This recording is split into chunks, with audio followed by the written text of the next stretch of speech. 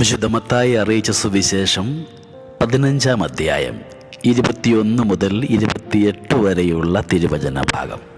അവൻ ഇപ്രകാരം മറുപടി പറഞ്ഞു: ഇസ്രായേൽ ഭവനത്തിലെ നഷ്ടപ്പെട്ട ആടുകളുടെ അടുത്തേക്ക് മാത്രമാണ് ഞാൻ അയക്കപ്പെട്ടിരിക്കുന്നത്. നഷ്ടപ്പെട്ടവയ്ക്കായിരുന്നു അവൻ്റെ കണ്ണിൽ എന്നും സ്ഥാനമുണ്ടായിരുന്നത്. ഈശോ ചേർത്ത് പിടിച്ചതും കൂടെ നടന്നതും കൈവിടാതിരുന്നതുമൊക്കെ ഈ നഷ്ടപ്പെട്ടവയെ തന്നെയായിരുന്നു. നമ്മുടെയൊക്കെ അനുദിന ജീവിതത്തിൽ എന്നെങ്കിലും എവിടെങ്കിലുമൊക്കെ വെച്ച് പരാജിതനോ വിലയില്ലാത്തവനോ നഷ്ടപ്പെട്ടവനോ ഒക്കെ ആയിട്ട് നമുക്ക് തോന്നിയിട്ടുണ്ടെങ്കിൽ ഓർക്കുക, നിന്നെ കാത്തിരിക്കുന്ന, നിനക്ക് വേണ്ടി ഏതറ്റം വരെയും പോകുവാൻ മനസ്സുള്ള, തയ്യാറുള്ള ഒരു ദൈവം നിൻ്റെ കൂടെയുണ്ട്. ഇന്ന് വരെയുമുള്ള നിൻ്റെ ജീവിതത്തിൽ നിന്നെ കാത്തു പരിപാലിച്ചതും ആ ദൈവകരുണ തന്നെയാണ്. അവയെ തിരിച്ചറിയാതെ പോകുന്നു എന്നുള്ളതാണ് നമ്മുടെ പരാജയം.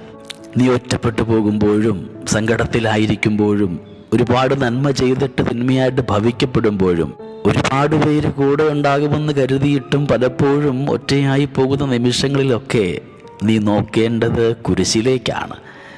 നിന്നെ ചേർത്ത് പിടിക്കുന്ന, നിന്നെ കാത്തിരിക്കുന്ന, നിനക്ക് വേണ്ടി എന്തും ചെയ്യുവാൻ മനസ്സുള്ള ഒരു ദൈവമുണ്ട്. ഒരു ചിന്ത കൂടിയുണ്ട് കേട്ടോ. ഈ ഗുരുവിൻ്റെ പാദങ്ങളൊക്കെയാണ് നാം പിന്തുടരുന്നത്. ക്രിസ്ത്യാനി എന്ന പേര് നാം വഹിക്കുമ്പോൾ ക്രിസ്തു അന്വേഷിച്ചതിനെ അന്വേഷിക്കാതിരിക്കാൻ ആവില്ലല്ലോ നമുക്ക്. ക്രിസ്തു അന്വേഷിച്ചതിനെയൊക്കെ അന്വേഷിക്കുവാനായിട്ട് നമുക്കും മനസ്സുണ്ടാവണം. ഒന്ന് ആത്മശോധന ചെയ്യാം.